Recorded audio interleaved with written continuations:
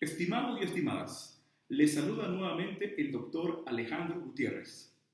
En esta ocasión, siguiendo con la serie de videos para la sistematización y la definición de conceptos jurídicos fundamentales desde la filosofía, en el video de este día voy a explicarles y hablarles sobre lo que es el derecho internacional.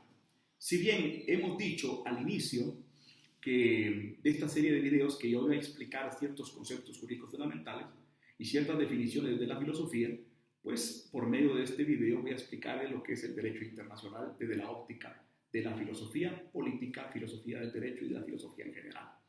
Así que pongan mucha atención.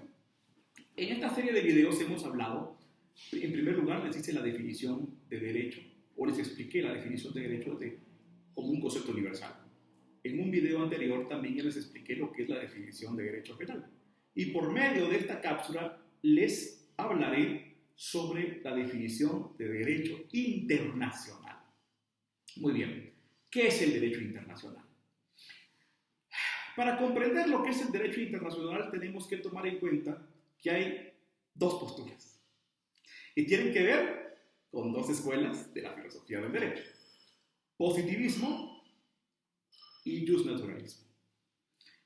Aquí entra la filosofía del derecho, porque la filosofía del derecho es la que estudia las escuelas, los paradigmas filosóficos como positivismo y justnaturalismo. Pues bien, voy, para tratar la manera de explicar lo que es el derecho internacional, a hablarles de dos paradigmas, dos escuelas: el justnaturalismo racional práctico de Immanuel Kant y el positivismo analítico de la teoría pura del derecho de Hans Kelsen. Muy bien, ¿cómo se empieza a conformar el derecho internacional? El derecho internacional tiene su origen en el jus gentium del derecho romano. Estamos hablando de épocas antiquísimas, hace 2000 años, en la época que existía primero la República y luego el Imperio Romano, en la que habían dos tipos de derechos: el jus civile, que era el derecho de los ciudadanos romanos, y el jus gentium, que era el derecho de los extranjeros. Pero el jus gentium era el derecho, se llamaba derecho de gentes, el derecho que aplicaba a todo el orden. Ese es el primer antecedente del derecho internacional. Después de la caída del Imperio Romano y después de la Edad Media, a finales de la Edad Media e inicios del Renacimiento, empieza a regularse lo que es el derecho internacional nuevamente con lo que es la escolástica española tardía. Y es Francisco de Suárez y Francisco de Vitoria que empiezan a estudiar lo que es nuevamente el derecho de gentes y empiezan a decir que el derecho de gentes es el derecho internacional, retomar el derecho de gentes y un gentio romano para establecer que es el derecho internacional. Pero es Hugo Grocio el que empieza a sistematizar lo que es el derecho internacional. Llegamos a la Ilustración, siglo XVII. Hugo Grocio habla del derecho internacional como un derecho internacional de guerra justa, el casus belli. Y aquí estamos hablando de el iuri ec pacis belli. Estamos hablando, el derecho internacional es el derecho que va a empezar a regular las guerras. Hay guerras internacionales, hay guerras entre estados y guerras entre países. Y entonces se empieza a hacer una diferencia entre dos tipos de guerras: la guerra de agresión, la guerra de invasión, y la guerra justa, el casus belli, la guerra de defensa. Y entonces tienen que haber reglas internacionales que rijan las guerras. Y entonces el derecho internacional se empieza a regir como un derecho de guerras. Posteriormente, con la paz de Westfalia, nace lo que es el concepto de Estado-Nación, se empiezan a construir los Estados-Nación, y entonces el derecho internacional como tal empieza a sistematizarse en el mundo como tratados para regir las guerras. Así llegamos a principios del siglo XX, en 1907, y surge el Tratado de la Haya, por ejemplo, que tiene que ver con un tratado sobre los heridos de guerra. Las convenciones sobre la Cruz Roja a finales del siglo XIX, que son convenciones que tienen que ver con derecho de guerra, sigue el concepto de derecho de guerra. Pero el derecho internacional fue evolucionando y realmente las primeras normas que tienen que ver con el derecho internacional per se surgen a finalizar la Segunda Guerra Mundial. Al finalizar la Segunda Guerra Mundial, a consecuencia del genocidio del pueblo judío, del pueblo gitano, del pueblo armenio por parte de los nazis, de los nacionalsocialistas y el fascismo italiano, se produce la necesidad de hacer declaraciones. Se da la Convención de Londres, las Convenciones de Ginebra, para prohibir los genocidios, para prohibir los delitos contra la humanidad. Y algo importante, se establece un tribunal internacional, dos tribunales internacionales, el Tribunal Internacional Lejano Oriente en el Japón y el Tribunal Internacional de Nuremberg para juzgar los crímenes de guerra de los nazis. Todas las sentencias que se fueron emitiendo en el Tribunal Internacional del Lejano Oriente y el Tribunal de Nuremberg fueron recogidos por las declaraciones de Londres y Ginebra de 1946 y 1948, aduciendo de que todo esto iba a formar parte de un derecho internacional en materia de guerra y en materia de crímenes internacionales. Y se empiezan a regular los delitos contra la humanidad, lesa humanidad, genocidio, se empiezan a regular a partir de esas declaraciones. Y surge lo que es la Carta de las Naciones Unidas organizando el mundo en 1945 y la Declaración Universal de Derechos Humanos como un primer instrumento internacional regulando derechos humanos. Bueno, aquí ya tenemos un contexto. Ahora, ¿qué es lo que está sucediendo? ¿Qué es lo que va a pasar para regular el derecho internacional? Aquí hay dos escuelas. En primer lugar, nos vamos a ir al justnaturalismo racional práctico de Immanuel Kant. Immanuel Kant es el primero en que empieza a ver la necesidad de una sistematización de un derecho internacional que él llama derecho cosmopolita.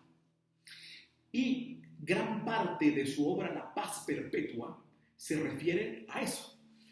Immanuel Kant nos dice que el derecho natural son postulados de la razón práctica que emanan en derechos naturales racionales del ser humano, que el ser humano en comunidad decide dejar plasmado en un documento escrito que se llama Constitución Política, Pacto Social, que ese derecho, donde están contenidos los derechos naturales, donde se crea un instrumento racional que se llama Estado, que servirá de árbitro o instrumento para garantizar esos derechos, surge el naturalismo racional práctico.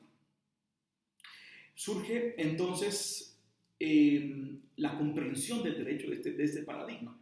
Para entender un poco más, les aconsejo que visiten mi canal y vean el video El naturalismo racional práctico de Immanuel Kant.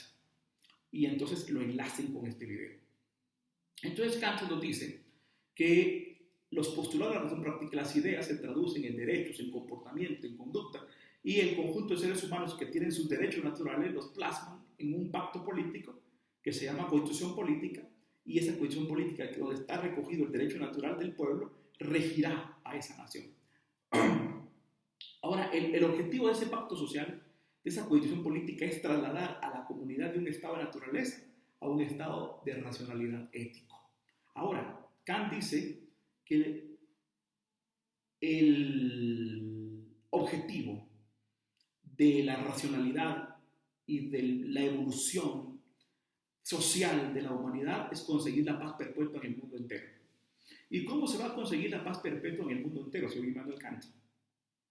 Si bien cada estado va a formar sus pactos de derechos naturales, como el derecho natural es universal y la legislación universal de la razón, traducida en comportamiento, es la que produce los derechos naturales, llegará un momento en que todos los estados, en calidad de sujetos representativos de sus respectivas comunidades, deberán hacer un pacto global, un pacto mundial en el que hagan un pacto donde estén contenidos los derechos naturales de toda la humanidad y que todos los estados se rijan por los derechos naturales de ese pacto de humanidad.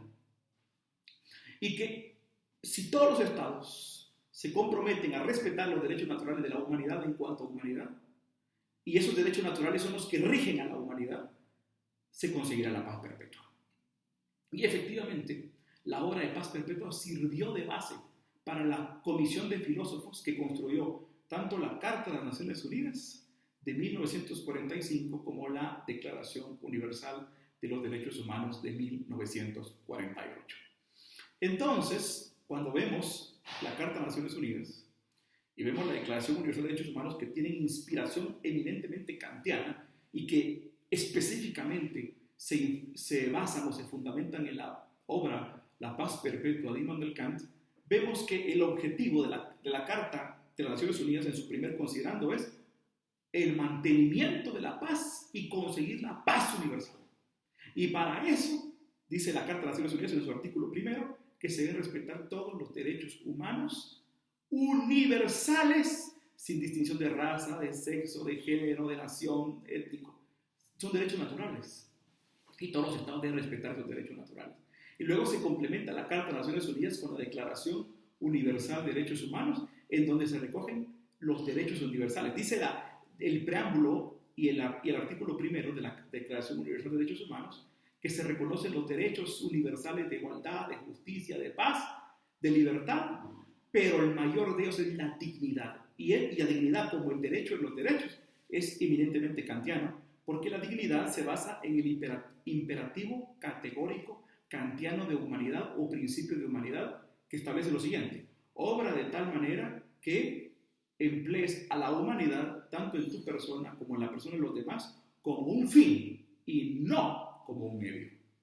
Entonces, el principio de dignidad es que el ser humano no es cosa, el ser humano no tiene precio, no se cosifica, el ser humano es digno, el ser humano tiene primacía sobre la materia. Entonces la base es el idealismo trascendental de Kant. El ser humano no es parte de una materia, sino que el ser humano, si bien es materia, también es espíritu, pero su parte espiritual o racional es la que lo hace tener primacía y prevalencia sobre la materia, y entonces el ser humano es la causa y fin de la realidad y tiene dignidad, no es cosificable. Y tienes que emplear a toda la humanidad como fin, esa es dignidad, y la dignidad es la base de la Declaración Universal de Derechos Humanos. A partir de eso se empiezan a crear todos los demás instrumentos internacionales de derechos humanos que forman el catálogo internacional de derechos humanos, como el Pacto Internacional de Derechos Civiles y Políticos, el Pacto Internacional de Derechos Económicos, Sociales y Culturales de 1967 ambos, y posteriormente los pactos y tratados regionales como el Pacto de San José, que es la Convención Americana sobre Derechos Humanos, y otros muchos más. Eso es derecho internacional de derechos humanos, y el derecho internacional de derechos humanos se basa y se influencia en el naturalismo racional práctico kantiano. Pero, paralelamente existe otra escuela, la escuela de Hans Kelsen.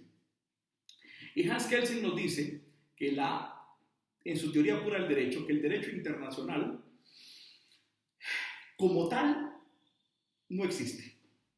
Él dice que el derecho internacional existe en cuanto a derecho interno. ¿Por qué? Porque solamente un Estado que ratifica los tratados del derecho internacional llegan a formar parte del derecho interno, y entonces cuando forman parte del derecho interno, esos tratados entonces existen como ley vigente en el país. Al existir como ley vigente en el país esos tratados internacionales, no es derecho internacional, es derecho interno, forma parte del ordenamiento jurídico. Al formar parte del ordenamiento jurídico, entonces es parte del derecho interno, y entonces como tal no existe derecho internacional. ¿Y esto por qué? Porque Kelsen no es naturalista, es positivista.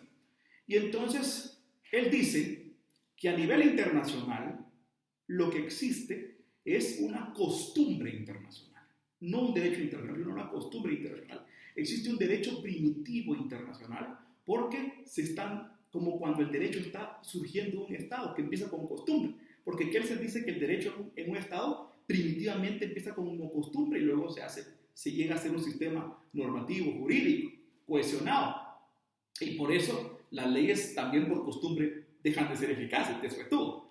Entonces en el derecho internacional Kelsen dice que existe una costumbre internacional, un derecho internacional primitivo. Kelsen dice que habrá derecho internacional verdaderamente cuando exista un Estado mundial, porque solo hay derechos si hay Estado. Entonces existen distintas organizaciones, pero esas organizaciones, como no hay un organismo ejecutivo mundial, un organismo legislativo mundial y un organismo judicial mundial, entonces al no haber un Estado mundial no hay derecho internacional, porque el derecho solo surge de un Estado, porque es positivista. Entonces Kelsen nos dice que el derecho, el que es conocido como derecho internacional, es parte del derecho interno, o sea que los tratados internacionales y las normas internacionales, al formar parte del ordenamiento jurídico forma parte del derecho interno es parte del derecho interno y no hay un derecho internacional como tal. Pero existe una costumbre internacional. Entonces, ¿qué se nos está diciendo? Derecho internacional como tal no existe, porque no hay un Estado mundial con sus órganos políticos mundiales, un parlamento mundial, un tribunal mundial y un presidente mundial o un organismo ejecutivo mundial. Entonces, hasta que haya un Estado mundial, habrá un derecho internacional. Pero lo que sí hay, dice Kelsen, es una costumbre internacional. Entonces, Kelsen lo que está diciendo es que hay un derecho internacional primitivo, en ciernes, se está construyendo. Y entonces Kelsen dice, cuando se crea la Carta de las Naciones Unidas, surge un órgano político que resuelve los conflictos internacionales, que se llama Consejo de Seguridad. Y entonces, al existir un órgano político, esto sí ya son atisbos de derecho internacional, dice, pero como todavía no hay un Estado mundial, ese órgano político es primitivo, todavía es consuetudinario, todavía se va a ir complementando con las costumbres. Entonces, para Kelsen, existen dos fuentes del derecho internacional, los tratados y la costumbre. Tratados y costumbre, fuentes del derecho internacional, que para él es un derecho primitivo internacional. Muy bien.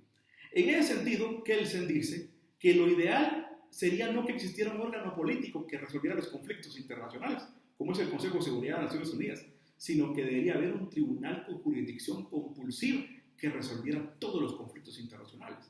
Es decir, lo ideal del derecho internacional es que existiera un órgano judicial internacional, un tribunal internacional con jurisdicción internacional que resolviera todos los conflictos. Ahora, eso que Kelsen decía que era su deseo, su ideal, para que existiera un verdadero derecho internacional compulsivo, coactivo, Kelsen no lo logró ver.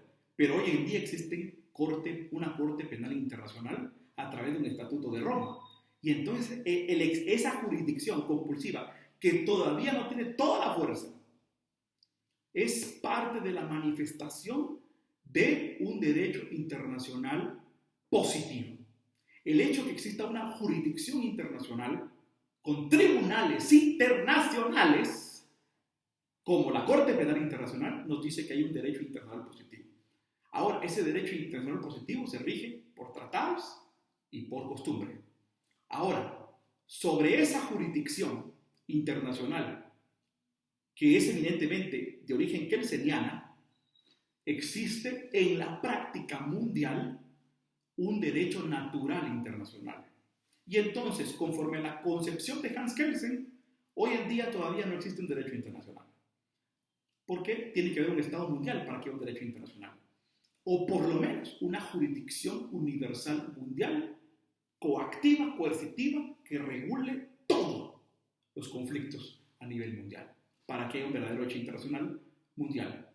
Pero actualmente eso todavía no existe. Y entonces todavía es un derecho internacional primitivo que solo existe como costumbres internacionales. Eso es en la escuela de Hans Kelsen. Pero en la escuela de Immanuel Kant, en el naturalismo racional práctico de Immanuel Kant, para él sí existe el derecho internacional y se llama derecho cosmopolita. Y ese derecho cosmopolita es el derecho internacional de los derechos humanos. Entonces, ¿cuál es la escuela que aplica en el derecho internacional actualmente? La escuela que aplica en el derecho internacional actualmente es la escuela del naturalismo racional práctico de Immanuel Kant. Toda la Carta de las Naciones Unidas se inspira en la paz perpetua de Immanuel Kant. Los principios y valores de Immanuel Kant lo encontramos tanto en el preámbulo de la Carta de las Naciones Unidas como el artículo primero, el tercero, el treceavo, el artículo 56, el 58, el 63 y el 67 de la Carta de las Naciones Unidas. Están las bases de que la influencia, la inspiración de la Carta de las Naciones Unidas es el naturalismo racional práctico kantiano. Luego, la Declaración Universal de Derechos Humanos, que es el complemento de la Carta de las Naciones Unidas, conocida por algunos como la Constitución Mundial de los Derechos Humanos, vemos que la Declaración Universal de los Derechos Humanos es basada, inspirada en el naturalismo racional práctico de Immanuel Kant. Todo en su preámbulo estableciendo en primer lugar que la dignidad es la base de todos los derechos humanos y que los derechos humanos prevalecen sobre cualquier orden jurídico positivo. Y entonces el derecho internacional de los derechos humanos, con base en la Carta de las Naciones Unidas y en la Declaración Universal de Derechos Humanos, forman parte de la escuela del naturalismo racional práctico y conforme al naturalismo racional práctico kantiano. Entonces, la Carta de las Naciones Unidas y la Declaración Universal de Derechos Humanos es un pacto de pactos, es un pacto mundial donde están consagrados los derechos naturales de toda la humanidad y todos los ordenamientos jurídicos positivos deben someterse a ese derecho natural universal de los derechos humanos, especialmente el de dignidad, cuyo objetivo es la búsqueda de la paz perpetua, la paz universal, la paz internacional. Y entonces el derecho internacional es un derecho internacional naturalista, naturalista, racional, práctico, kantiano, que se inspira en